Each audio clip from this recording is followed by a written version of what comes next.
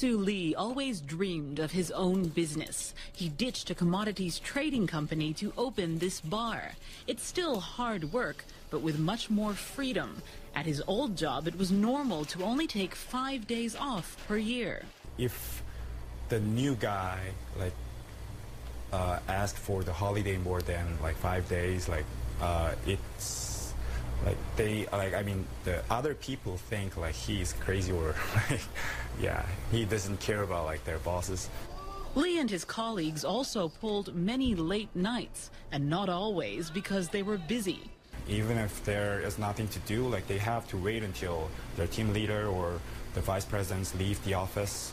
That could go some way to explaining why this country's productivity rate remains relatively low, even though South Koreans work some of the longest hours in the developed world. Excessive overtime is the most common complaint on the employment forum Job Planet. We pulled out the most mentioned word on cons, and it was late hour work. Yeah.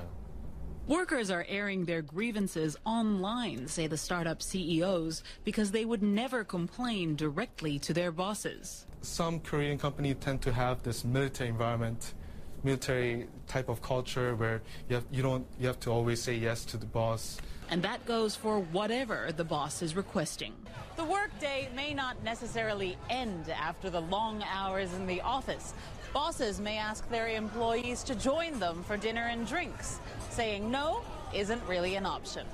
Even the bartender thinks it's too much. Most of team leaders, they have to drink about 3 times or 4 times a week. It's such a common practice that it was depicted in a popular TV drama, sort of like a South Korean version of The Office with fewer laughs.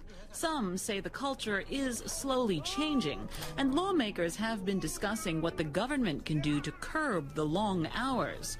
Because after all, the odd night out with colleagues can be fun, but the morning after is never the most productive.